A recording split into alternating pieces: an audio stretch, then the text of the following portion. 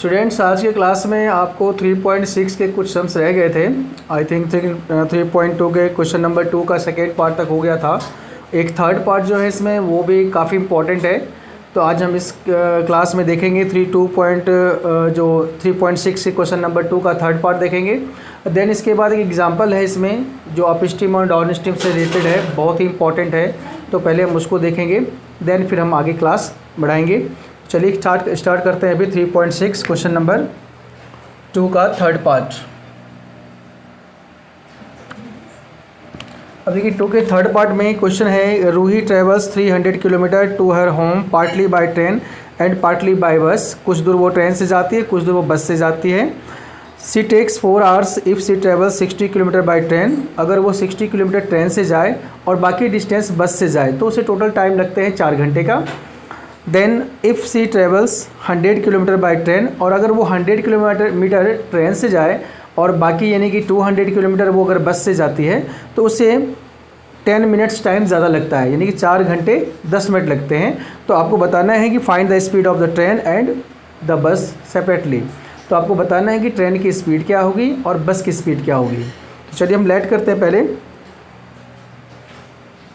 Late the speed of train be x kilometre per hour and speed of bus be y kilometre per hour. हमने दोनों की speed अलग अलग late कर लिया। अब जो हम इक्वेशन बनाएंगे वो हम बनाएंगे टाइम का, क्योंकि डिस्टेंस दोनों की गिवन है, बस की भी और ट्रेन की भी।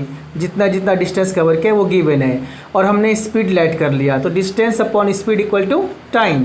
तो हम टाइम का इक्वेशन बनाएंगे। तो फ्रॉम फर्स्ट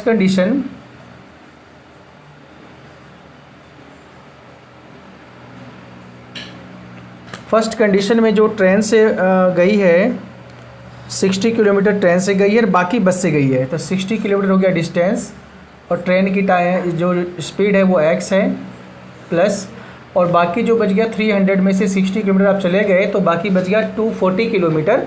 ये 240 किलोमीटर बस से गई है और टोटल टाइम इसको 4 आवर्स का लगा है।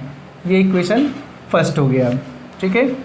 अब इसमें अगर हम थोड़ा सा भी 4 से इसको डिवाइड कर दें तो और इजी हो जाएगा।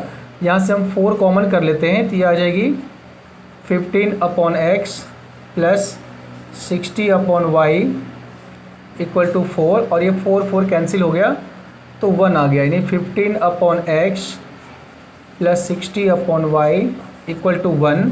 ये इक्वेशन 1 आ गया, ठीक है। अब हम सेकेंड इक्वेशन पे जा रहे हैं। From second condition, second condition में है कि अगर वो 100 किलोमीटर ट्रेन से जाती है, बाकी डिस्टेंस बस से जाती है, तो 100 किलोमीटर ट्रेन से जा रही है तो ट्रेन से जाने में लगा टाइम 100/x, बाकी बच गया 200, ये बस से गई है 200/y, तो उसे 10 मिनट्स ज़्यादा टाइम लगते हैं, यानी कि 4 आवर्स और 10 मिनट्स। मिनट्स को भी 60 से डिवाइड करके आवर्स में चेंज कर लेंगे, ठीक है। ये टाइम लग रहा है। तो अब इसे सॉल्व कर लीजिए आप। 100/x plus 200/y equal to, ये 0 कैंसिल करेंगे तो ये हो जाएगा 25/6।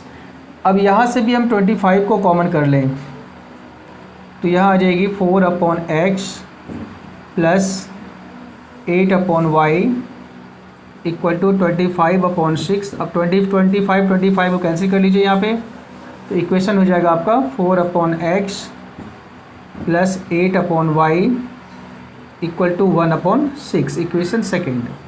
अब देखिए दोनों इक्वेशन जो आया है उसमें x और y हमारा डिनोमिनेटर में है, दैट मीन्स ये लीनियर इक्वेशन अभी नहीं है, तो इसे हमें रिड्यूस करना पड़ेगा लीनियर इक्वेशन के लिए। अब यहाँ पे हम लेट करेंगे, let 1/x be u and 1/y be v।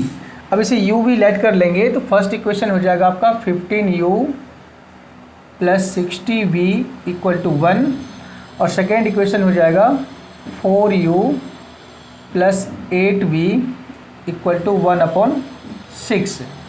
अब इस दोनों इक्वेशन को हमें एलिमिनेशन से सॉल्व अगर करना है तो या तो u को बराबर करना पड़ेगा या v को बराबर करना पड़ेगा, ठीक है। तो हमें u और v को बराबर करने के लिए इक्वेशन को मल्टीप्लाई करेंगे। इस इक्वेशन को मल्टीप्लाई कर लीजिए आप 4 से और इसे मल्टीप्लाई कर लीजिए आप 15 से। ठीक है, अब मल्टीप्लाई करेंगे तो हो जाएगा 15 4 जा 60u plus 240v equal to 4। 15 से मल्टीप्लाई करोगे तो 60u plus 120v equal to 15/6। अब 60u सेम हो गया तो हम यहाँ पे सब्ट्रैक्ट कर देंगे, क्योंकि यहाँ पे दोनों जो साइन है वो आपका पॉजिटिव है, तो पॉजिटिव साइन है तो सब्ट्रैक्ट करना पड़ेगा। माइनस माइनस और माइनस, अब ये कैंसिल हो जाएगा, प्लस माइनस, इस दोनों को माइनस करोगे तो हो जाएगी 120v। इसे माइनस करोगे एलसीएम लेकर के 4 माइनस 15/6,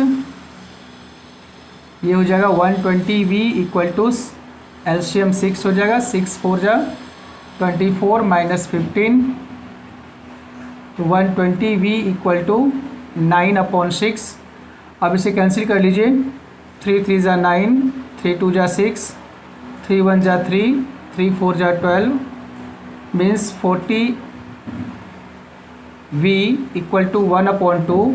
तो v की वैल्यू हो जाएगी 1/80। ये हो गया इक्वेशन आपका, ये आपका v की वैल्यू आ चुकी है। अब इस v की वैल्यू को हम पुट करेंगे इक्वेशन 1 में या 2 में, ये दोनों में से इक्वेशन जो u v का हमने बनाया था इनमें से किसी में हम v की वैल्यू पुट करेंगे।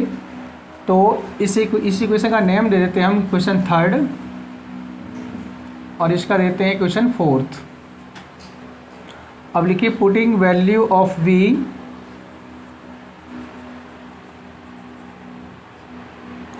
In equation 3। अब 3 में हम पुट करेंगे v की वैल्यू।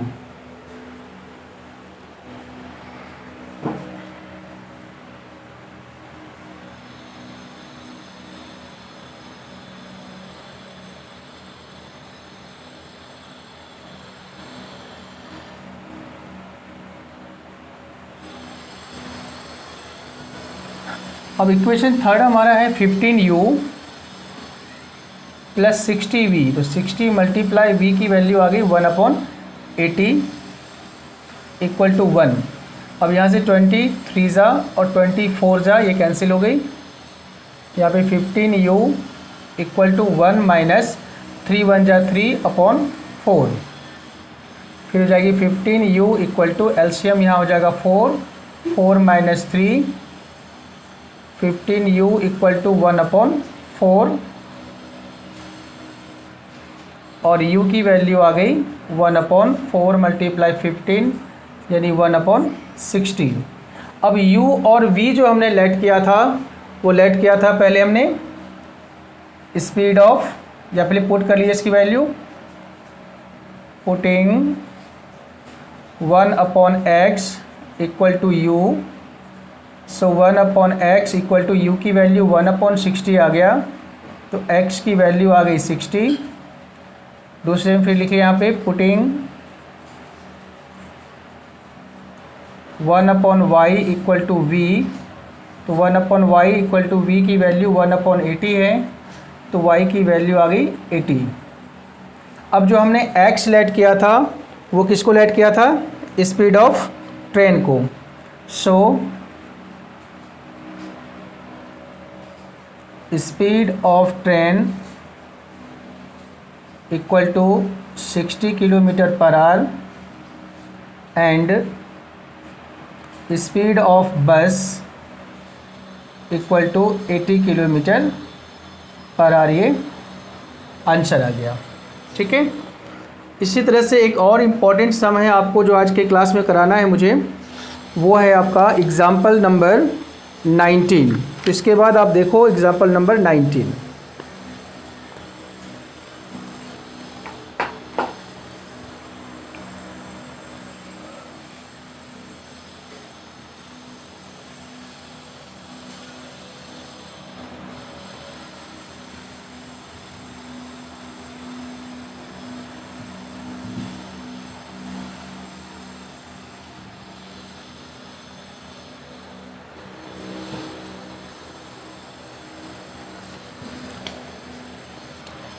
ये क्वेश्चन है एग्जाम्पल नंबर 19।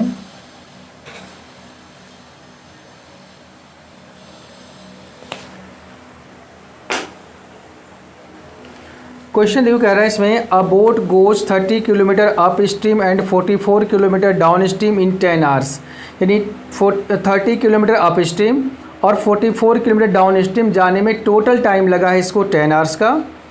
और इन 13 hours it can go 40 kilometre up stream and 55 kilometre downstream, और 40 किलोमीटर अप स्ट्रीम और 55 किलोमीटर डाउन स्ट्रीम जाने में टोटल टाइम लगा है इसको 13 आवर्स का। तो आपको फाइंड करना है कि determine the speed of stream and that of the boat in still water, और बोट की स्पीड निकालनी है आपको स्टिल वाटर में जब पानी में कोई करंट ना हो, और एक आपको स्ट्रीम की स्पीड निकालनी है। तो दोनों चीज़ हम लेट करेंगे पहले।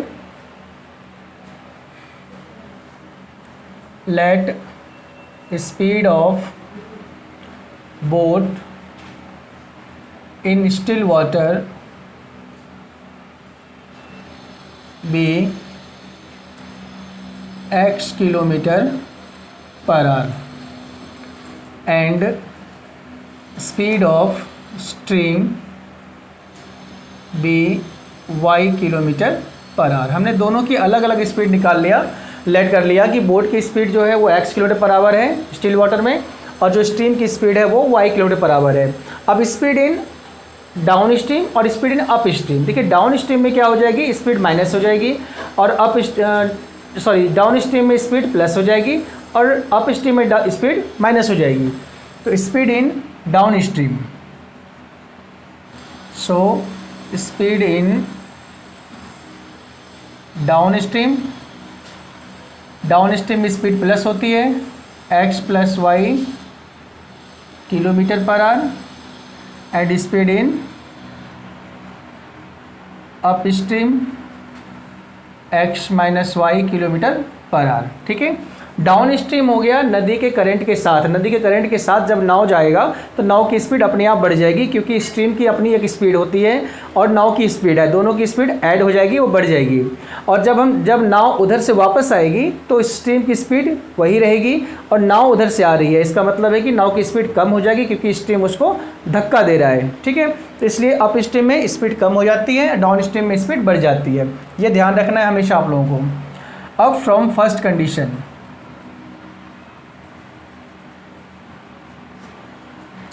फर्स्ट कंडीशन में देखिए 30 किलोमीटर अप स्ट्रीम, यानी कि 30 हो गया डिस्टेंस, और अप स्ट्रीम में इसकी स्पीड क्या हो गई x minus y, plus 44 kilometre downstream, 44 kilometre downstream में डिस्टेंस अपॉन स्पीड हो गई, और टोटल टाइम हो गया आपका 30 किलोमीटर का।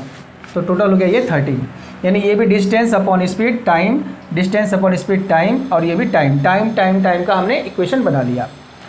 यहाँ पे हम इसको अगर लेट कर लें, let 1 upon x minus y be u and 1 upon x plus y be v, अगर इसको u और v लेट कर लें तो पहला इक्वेशन बन जाएगा आपका 30u plus 44v equal to 30, equation first. इसी तरह से सेकेंड इक्वेशन देखो, फ्रॉम सेकेंड कंडीशन, सेकेंड में in 13 hours it can go 40 kilometre upstream. अब ये 40 किलोमीटर अप स्ट्रीम में जा रहा है और 55 किलोमीटर डाउन स्ट्रीम में, टोटल टाइम लग रहा है 13 आवर्स। ठीक है, तो यहाँ भी टाइम का इक्वेशन बन गया, और जैसे हमने लेट किया था उसके अकॉर्डिंग फिर इसको भी चेंज कर देंगे, 40u plus 55v equal to 13, equation second. अब ये दो इक्वेशन हमारे पास आ चुका है। अब दोनों को सॉल्व करके हम पहले u और v की वैल्यू निकालेंगे, फिर u और v की वैल्यू को हम 1 अपॉन एक्स माइनस वाई और 1 अपॉन एक्स प्लस वाई पे पुट करके एक्स वाई की निकालेंगे। देखिए फ्रॉम, अब इसमें देखिए पहले u को या v को हमें इक्वल करना है, तो u को इक्वल करने के लिए हम मल्टीप्लाई कर देते हैं 4 से, और u को मल्टीप्लाई करने के लिए इसे मल्टीप्लाई कर देंगे 4 से, और सेकेंड को मल्टीप्लाई कर देंगे 3 से। तो यहाँ लिखिए मल्टीप्लाइंग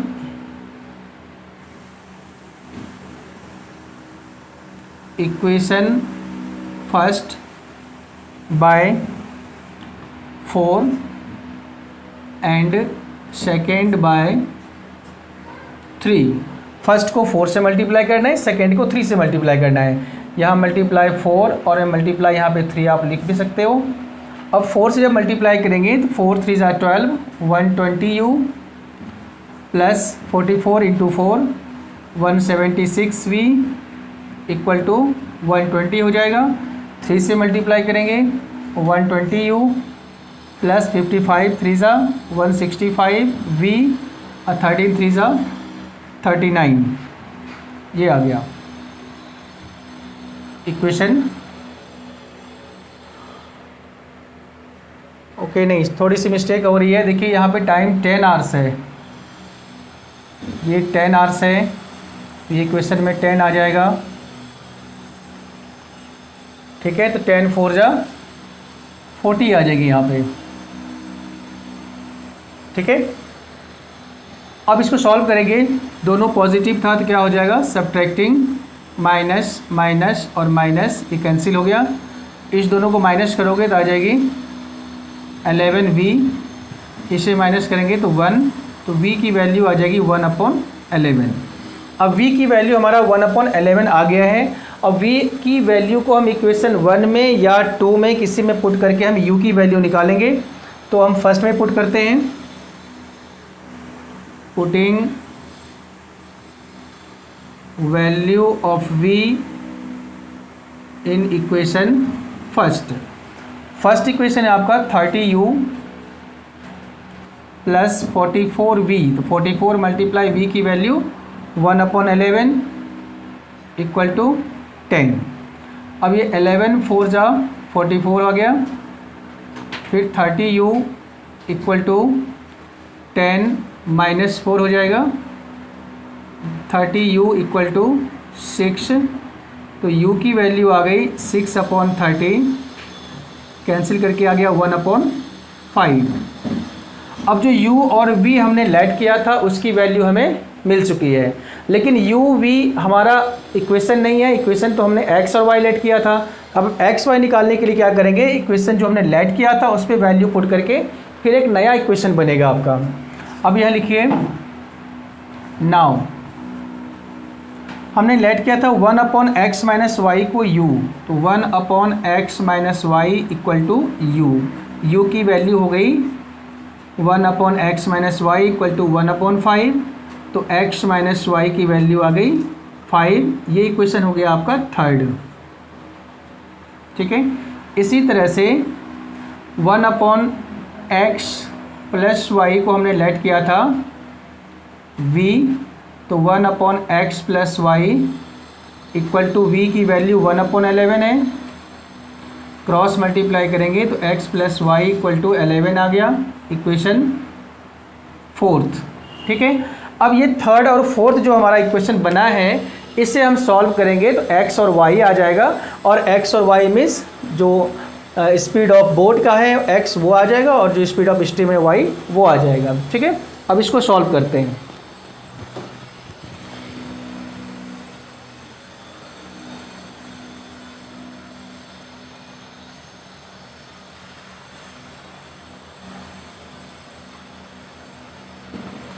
अब देखिए फ्रॉम थर्ड एंड फोर्थ,